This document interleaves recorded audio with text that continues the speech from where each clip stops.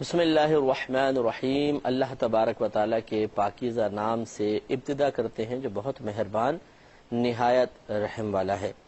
بخاری شریف کی 66ویں حدیث پاک پر بیان چل رہا تھا، جس میں حضرت ابو واقد لیثی رضی اللہ تعالی عنہ نے بیان کیا کہ نبی کریم صلی اللہ علیہ وسلم واعظ و نصیحت فرما رہے تھے، 3 اشخاص آئے، ایک واپس چلا گیا، ایک نے حلقے کے درمیان میں کشادگی دیکھی وہاں آ کر بیٹھ گئے، اور تیسرے نے حیا محسوس کی کہ میں بیچ میں جا کے بیٹھ جاؤں تو وہ پیچھے جا کر بیٹھ گئے۔ ان تینوں کے بارے میں نبی کریم صلی اللہ علیہ وسلم نے پھر خبر دی اور صحابہ کرام سے فرمایا کہ جس نے اللہ کی پناہ طلب کی اللہ نے اس کو پناہ دے دی، وہ درمیان میں آ گیا۔ گویا کہ جو وعظ و نصیحت کی مجلس کے اندر آ کے بیٹھ جاتا ہے وہ اللہ تبارک و تعالیٰ کی پناہ میں آ جاتا ہے۔ اس پناہ کا مفہوم میں عرض کرتا ہوں۔ دوسرے جو پیچھے جا کر بیٹھ گئے تھے، سرکار نے فرمایا انہوں نے اللہ سے حیا کی، اللہ تعالیٰ ان سے حیا فرمائے گا۔ یعنی جس طرح یہ اللہ تبارک و تعالیٰ اور وعظ و نصیحت کے ادب و احترام کو ملحوظ رکھتے ہوئے پیچھے جا کر بیٹھ گئے، ایسے ہی اللہ تبارک و تعالیٰ بروز قیامت ان کا بھی لحاظ فرمائے گا اور اپنی رحمت کو مکمل طور پہ ان کی طرف متوجہ رکھے گا اور ان کے لیے سزا، عذاب، بے عزتی، ذلت اس کو ناپسند رکھے گا۔ اور تیسرے شخص کے بارے میں نبی کریم صلی اللہ علیہ وسلم نے ارشاد فرمایا کہ اس نے اعراض کیا، یعنی منہ موڑا تو اللہ تبارک و تعالیٰ نے بھی اس سے اعراض فرمایا۔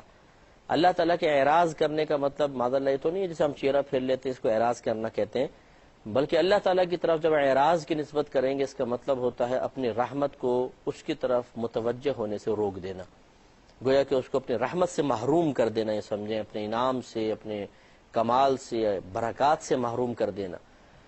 تو اس پر ہمارا تبصرہ چل رہا تھا، تو بات چل رہی تھی کہ جو شخص پیچھے جا کر بیٹھ گیا، سرکار صلی اللہ علیہ وسلم نے فرمایا اس نے اللہ سے حیا کی تو اللہ تعالیٰ اس سے حیا فرمائے گا۔ تو اس لیے ہمیں بھی کوشش یہی کرنی چاہیے کہ جب ہم کسی مجلس میں آئیں اور وعظ و نصیحت کا آغاز ہو چکا ہو تو حتی الامکان اس کو ڈسٹرب نہ کریں، بلکہ جہاں جگہ ملے عارضی انکساری کا مظاہرہ کرتے ہوئے وہاں پر بیٹھ جائیں۔ لیکن جیسے میں نے آپ کو کہا کہ یہ بہت مشکل ہوتا ہے بسا اوقات کہ ہم چونکہ اس کو ایک عزت اور ذلت کا معیار بنا لیتے ہیں کہ ہم کسی مجلس اور محفل میں آئیں، اگر ہمیں نمایاں جگہ بٹھاؤ گے تو گویا کہ ہماری کوئی عزت ہے، اگر نہیں بٹھاؤ گے تو ہماری آپ نے بے عزتی کر دی۔ ایک عام آدمی پیچھے بیٹھ جائے اس کے لیے کوئی شاید عزت کا معیار ہے ہی نہیں، وہ چاہے ذلیل ہوتا رہے پیچھے بیٹھ کر کوئی بات نہیں، لیکن اگر میں پیچھے بیٹھ جاؤں گا تو میرے لیے بہت بڑی بے عزتی ہے۔ یہ چیز نہیں ہونی چاہیے، یہ عاجز انکساری کے خلاف ہے۔ جو بڑا وقار رکھتے ہیں، جن کا باطن بہت پاکیزہ ہوتا ہے، جو روحانی اعتبار سے بڑی قوت کے حامل ہوتے ہیں، وہ ایسی چیزوں کو دیکھتے بھی نہیں ہیں کہ جی آگے بٹھا لیا، پیچھے بٹھا لیا، دائیں بٹھا لیا، بائیں بٹھا لیا، جب میرا نام لیا گیا تو القابات ذکر کیے یا نہیں کیے۔ یہ تو بچکانہ سے حرکتیں معذرت کے ساتھ مطلب بہت سے لوگ پسند کرتے ہیں اور باقاعدہ مطلب چاہتے ہیں کہ ہمارا نام ایسے انداز سے لیا جائے کہ ایک لمبی فہرست ہو پہلے ہمارے القابات کی، پھر ہمیں بلایا جائے۔ تو یہ مناسب نہیں ہوتا کہ کیوں آدمی ایسا اپنے لیے تعریفی پہلو تلاش کرے۔ اگر اللہ تعالیٰ نے عزت دینی ہے تو بالکل وہ دے گا، اور عاجز انکساری انسان اختیار کرتا ہے اللہ تعالیٰ اس کو بلندیاں عطا فرماتا ہے، اس لیے اس پہ توجہ کرنے کی ضرورت ہے۔ اچھا ایسے ہی اب چلیں، یہ تو ایک عالم ہے، کوئی شیخ کی بات ہو رہی ہے۔ بعض اوقات دنیاوی مناصب والے چاہتے ہیں کہ ہمیں ایک اعلیٰ مقام پر بٹھایا جائے، جیسے مسجد کی کمیٹیوں کے ارکان ہوتے ہیں، صدر صاحب وغیرہ ہوتے ہیں، ایسے کوئی دنیاوی منصب حاصل ہے یا پیسے والا ہے وہ چاہتا ہے کہ مجھے آگے بٹھایا جائے، تو یہ آگے آنے کا شوق جو ہے یہ مناسب نہیں ہے۔ عارضی اور انکساری اختیار کرنے میں عظمت ہے، لہذا پیچھے جگہ ملے تو اللہ تبارک و تعالیٰ کے بارے میں اگر کوئی چاہتا ہے کہ اللہ تعالیٰ میرے ساتھ معاملہ درگزر فرمائے تو وہ اس قسم کے معاملات پہ غور کر کے اور خود بھی پریکٹیکل کرے، عارضی انکساری اختیار کرے، اللہ تعالیٰ بڑا کرم فرمائے گا۔ تیسرا جو وہ شخص آیا اور اس نے اعراض کر کے نکل گیا، چہرہ پھیر کے چلا گیا، تو سرکار صلی اللہ علیہ وسلم نے فرمایا کہ اللہ تعالیٰ نے بھی اس سے اعراض فرمایا، یعنی اپنی رحمت کو اس سے ہٹا لیا۔ تو اس لیے یاد رکھیں کہ اگر آپ کے پاس ٹائم ہے، آپ آ سکتے ہوں پریکٹیکلی طور پر، فزیکلی طور پر، تو ضرور کسی مجلس اور محفل میں بیٹھا کریں، خصوصاً جیسے جمعے کے بیانات ہوتے ہیں۔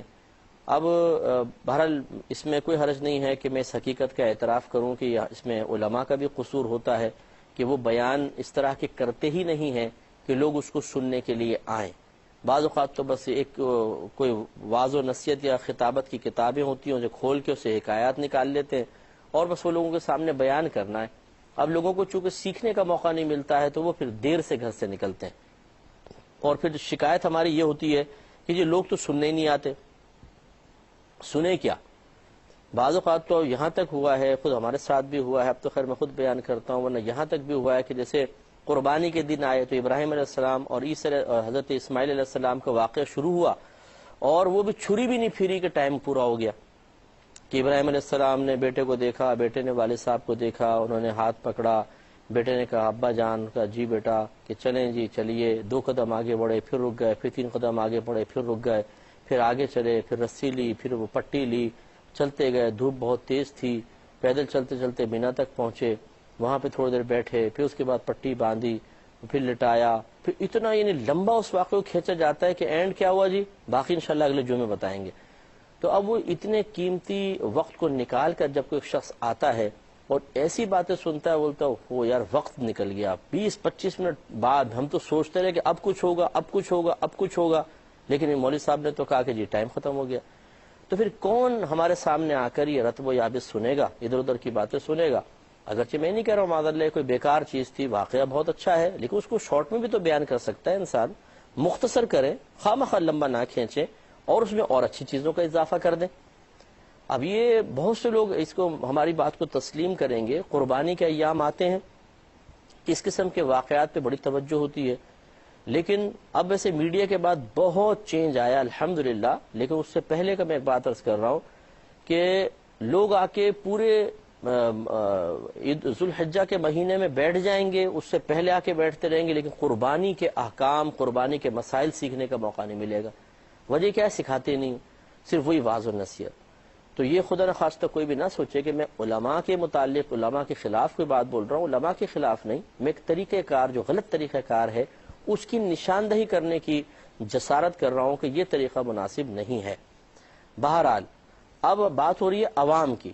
دیکھیں ہمیں کوشش کرنی چاہیے کہ بالفرض چلیں اگر آپ سمجھتے ہیں کہ اس جگہ بیان کوئی معیاری نہیں ہے، اس جگہ معیاری، ادھر چلے جائیں اور کوشش کریں کہ اپنے وقت کے اوپر وہاں پہنچیں اور پورے بیان کو سنیں، غور کریں. یہ بہت ہی کم ہوتا ہے کہ آپ ایک بیان سنیں اور اس میں کوئی بھی بات سیکھنے والی نہ ہو، تو بہت کم ہوتا.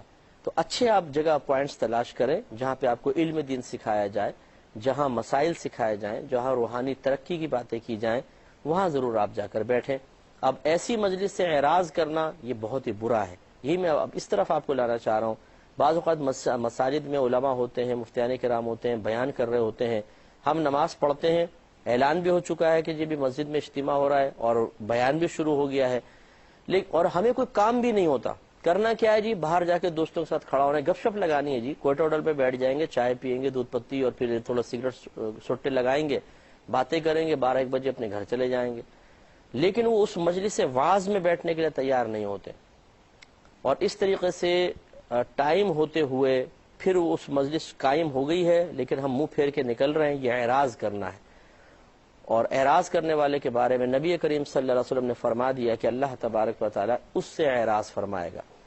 تو اب یہ کوئی معمولی چیز نہیں ہے کہ ایک عالم، ایک مفتی آپ کے علاقے میں آئے ہوں اور وہ بیان کے لیے بیٹھے اور آپ ان کو سننے کے لیے تیار نہ ہوں، اس علمی مجلس سے منہ موڑ کے چلے جائیں. یہ خطرناک ہے. اور نبی کریم صلی اللہ علیہ وسلم نے گویا کہ اس پہ وعید بیان فرمائی ہے. ایسا نہیں کرنا چاہیے.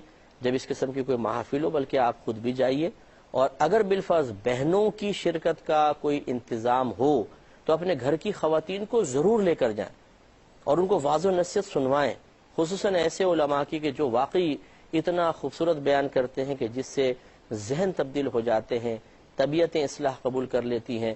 ایسے واضح و نصیحت میں اپنے گھر والوں کو لے کر جائیں. دیکھیں خواتین تو پہلی گھوم رہی ہیں، بازاروں میں جا رہی ہیں، پکنک پوائنٹس پہ جا رہی ہیں، رشتہ داروں سے ملنے جا رہی ہیں. تو اگر اس قسم کی واضح و نصیحت کی محافل میں ہم لے کر جائیں گے تو کتنا اچھا ہوگا. ان کا ذہن بنے گا. ان کا ذہن بن گیا تو بچوں کی اچھی تربیت کے امکانات مزید بڑھ جائیں گے. اس لیے کوشش یہ ہونی چاہیے کہ اپنے گھر والوں کو ایسی مجلس میں لے کر جائیں. اعراض نہ کریں کہ اعراض کرنا یہ اللہ تبارک و تعالیٰ کو ناراض کرنے والا ایک عمل ہے، نبی کریم صلی اللہ علیہ وسلم نے اسی کی نشاندہی فرمائی ہے۔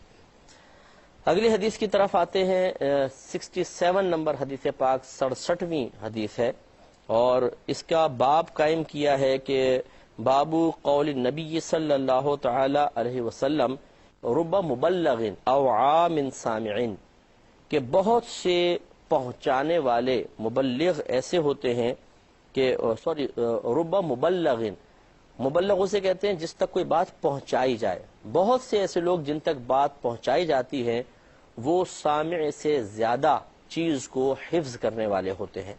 یہ سرکار نے بیان فرمایا۔ کہنے کا مطلب یہ ہے کہ میں نے ایک بات سنی اور سننے کے بعد میں نے کسی کے سامنے بیان کی، وہ ہوگا مبلغ، کیونکہ اس تک میں بات کو پہنچا رہا ہوں، اور میں سامع تھا کہ میں نے ایک بات سنی۔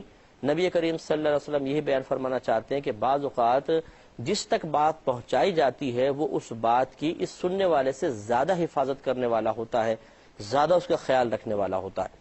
اور یہ بالکل حقیقت بات ہے کہ بعض اوقات ہم ایک بات کو سرسری طور پہ سنتے ہیں، مثلا کوئی وظیفے کی بات آ گئی، کوئی رات کو سونے سے پہلے تسبیح فاطمہ پڑھ لینی چاہیے، 100 بار درود پاک پڑھیں گے تو یہ فضیلتیں حاصل ہوں گی، لیکن ہم اس کو سنتے ہیں اور بس سوچتے ہیں چھوڑے یار کون کرے، پھر ہم وہ کسی اور کو بتا دیتے ہیں، تو وہ الحمدللہ اس کو سنتا ہے غور سے اور اس پر عمل کرنا شروع کر دیتا ہے۔ میری زندگی میں ایسے بہت لوگ آئے، الحمدللہ بہت زیادہ لوگ آئے کہ جب ان کو کوئی بات بتائی وہ اس پہ عامل ہو گئے، ہمیں پتہ بھی نہیں ہے، بعد میں 1 سال بعد، 2 سال بعد، 3 سال بعد پتہ چلا، وہ بتاتے ہیں کہ جی ہم تو اس وقت سے اس پر عامل ہیں۔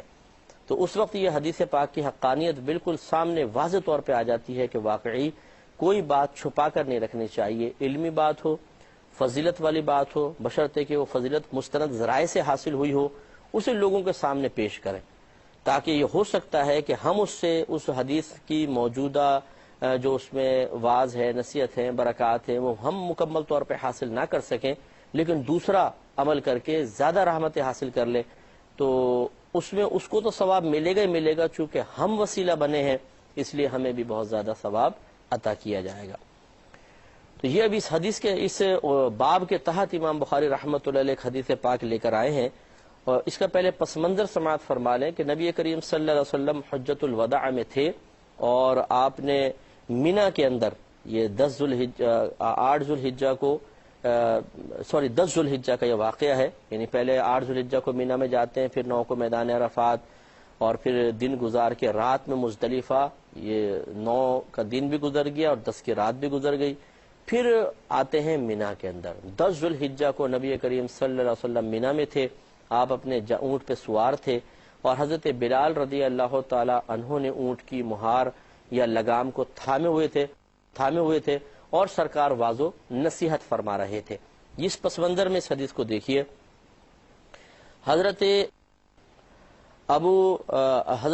عبد الرحمن بن ابو بکرہ اپنے والد سے روایت کرتے ہیں کہ نبی کریم صلی اللہ علیہ وسلم اپنے اونٹ پر بیٹھے ہوئے تھے اور ایک شخص نے اس کی مہار یا لگام پکڑی ہوئی تھی۔ یہ شخص سے مراد حضرت بلال رضی اللہ تعالی عنہ ہیں۔ تو نبی کریم صلی اللہ علیہ وسلم نے پوچھا آج کون سا دن ہے؟ اب سب خاموش رہے۔ تو فرماتے ہم سب خاموش رہے اور ہم نے گمان کیا کہ آپ ان قریب اس دن کے نام کے سوا کوئی اور نام رکھ دیں گے، یعنی ہم نے گمان کیا کہ سرکار پوچھ رہے ہیں کہ آج کون سا دن ہے، جب ہم وہ دن کا نام اگر بتائیں گے یا نہیں بتائیں گے سرکار دن کا نام تبدیل کر دیں گے۔ تو سرکار صلی اللہ علیہ وسلم نے فرمایا کہ کیا آج قربانی کرنے کا دن نہیں ہے، یوم النحر نہیں ہے؟ ہم نے کہا کہ کیوں نہیں؟ پھر آپ نے فرمایا کون سا مہینہ ہے؟ اس پر ہم خاموش رہے حتیٰ کہ ہم نے گمان کیا کہ عنقریب آپ اس مہینے کا نام بدل دیں گے۔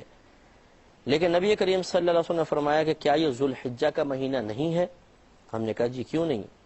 پھر آپ نے فرمایا کہ تمہارے خون اور تمہارے مال اور تمہاری عزتیں تمہارے درمیان اس طرح حرام ہیں جس طرح یہ آج کے دن اس مہینے میں اور اس شہر میں حرام ہیں۔ شہر مکہ ہے اور مہینہ محترم ذوالحجہ کا مہینہ ہے اور دن میدان عرفہ یوم النحر کا دن ہے۔ سرکار فرما رہے ہیں کہ تمہارے خون، تمہارے مال اور تمہاری عزتیں تمہارے درمیان اسی طرح حرام ہیں، حرام سے مطلب محترم ہیں، جس طرح یہ آج کا دن اس مہینے میں اور اس شہر میں حرام ہے۔ پھر سرکار نے فرمایا کہ حاضر کو چاہیے کہ غائب کو یہ حدیث پہنچا دے. یہ تم حاضرین ہو، تمہیں چاہیے کہ جو لوگ نہیں یہاں موجود ان تک اس حدیث کو پہنچاؤ، کیونکہ ہو سکتا ہے کہ حاضر اس شخص کو یہ حدیث پہنچائے جو اس حدیث کو اس سے زیادہ حفاظت سے رکھنے والا ہے. یہ وہ حصہ تھا جس کو امام بخاری رحمۃ اللہ علیہ نے بطور باب یا عنوان اوپر لکھ دیا تھا. اس حدیث پاک سے دیکھیے، اس میں ایک تو کہ آپ اونٹ پہ جلوہ افروز تھے اور واز فرما رہے تھے. بعض حدیثوں میں نبی کریم صلی اللہ علیہ وسلم نے سواری پر بیٹھ کر باتیں کرنے سے منع فرمایا ہے. اب ان دونوں حدیثوں میں بظاہر ٹکراؤ ہے کہ نبی کریم صلی اللہ علیہ وسلم اپنے اونٹ پر بیٹھے ہوئے گفتگو فرما رہے ہیں، اور دوسری حدیث میں آپ نے اپنے جانور پر بیٹھ کر گفتگو کرنے سے منع فرمایا. اس کی وجہ یہ تھی کہ اگر تم بیٹھ کے گفتگو کرو گے وہ جانور بیچارہ تھکتا رہے گا، تمہارا وزن برداشت کرتا رہے گا. باتیں ہی کرنی ہے تو اتر کے کر لو. تو اب یہ بظاہر ٹکراؤ نظر آ رہا ہے. تو نبی کریم صلی اللہ علیہ وسلم جو خود جانور پر بیٹھ کر باتیں کرنے سے منع کر رہے ہیں اور پھر آپ خود تشریف فرما ہے. اس کا جواب علماء نے دیا کہ نبی کریم صلی اللہ علیہ وسلم نے جو جانور پر بیٹھ کر گفتگو کرنے کی ممانعت فرمائی ہے وہ گفتگو ہے جو بیکار قسم کی ہو، جس کا کوئی حاصل محصول نہ ہو، جس کی کوئی اتنی ضرورت بھی نہ ہو. ویسے ہی جیسے کھڑے ہو گئے اور بھائی کیا حال چال ہے، آج کل کیسا کاروبار چل رہا ہے، اور کبھی آؤ نا یار گھر پر تھوڑا ملتے ہیں بات کرتے ہیں. اب جانور پہ بیٹھے ہوئے ہیں. آپ خود سوچیے اگر آپ اور میں گھوڑا ہوتے یا گدھے ہوتے اور ہمارے اوپر کوئی بیٹھ کے ایک موٹا سا سیٹ صاحب بیٹھ کر اس طرح آرام سے گفتگو کرتا 10-15 منٹ، تو پھر ہم کیا کرتے؟ ہم کہتے ہیں نا یہ کمبخت، یہ موٹا میرے اوپر آ کر بیٹھ گیا، یہ گرے کمبخت تو اچھا ہے، اتنا بھاری ہے، اس کو احساس نہیں ہے کہ ہماری کمر ٹوٹ رہی ہے، ہم پہ بیٹھا ہوا ہے. تو یوں نبی کریم صلی اللہ علیہ وسلم نے منع فرمایا کہ جانور کی پیٹھ پر بیٹھ کر باتیں مت کرو، تو بلا ضرورت. لیکن یہاں ایک ضرورت تھی. اور پھر صحیح بات یہ ہے کہ نبی کریم صلی اللہ علیہ وسلم کو ہم اپنے اوپر تو قیاس کر ہی نہیں سکتے. ہم جانور پر بیٹھے ہیں وہ شاید پناہ مانگے گا، لیکن نبی کریم صلی اللہ علیہ وسلم جلوہ افروز ہوں تو جانور اپنی قسمت پر رشک کرے گا اور وہ چاہے گا کہ یہ لمحے کبھی ختم نہ ہو، لمبے ہو جائیں. اور یہ حقیقتاً کوئی افسانوی بات نہیں ہے، کوئی مطلب شاعرانہ گفتگو نہیں ہے، بلکہ ایسا ہوا ہے. جب خیبر فتح ہوا تو ایک گدھا مبارکہ تھا، حمار شریف تھا، جو مال غنیمت میں آیا. نبی کریم صلی اللہ علیہ وسلم سے اس نے ہم کلامی کا شرف حاصل کیا. یہ مدارج النبوت میں بھی واقعہ لکھا ہوا ہے. اور اس نے کہا کہ یا رسول اللہ صلی اللہ علیہ وسلم، میری نسل میں آباء و اجداد میں جتنے گدھے گزرے ہیں ہر گدھے پر کسی نہ کسی نبی نے ضرور سواری کی ہے، اور میں اپنی نسل کا آخری گدھا ہوں. اور میرا یہودی آقا جب بھی مجھ پر بیٹھنے کی کوشش کرتا تھا میں اس کو پھینک دیا کرتا تھا، بیٹھنے نہیں دیتا تھا، کیونکہ میری تمنا یہ تھی کہ میری پشت پر بیٹھیں تو آپ بیٹھیں، آپ اللہ کے آخری نبی ہیں تو آپ میری پشت مبارکہ میں بیٹھیں. تو پھر سرکار نے ان کو شرف بخشا تھا. اس پہ میں کلام کرتا ہوں لیکن نیکسٹ پروگرام میں. وآخر دعوانا ان الحمدللہ رب العالمین.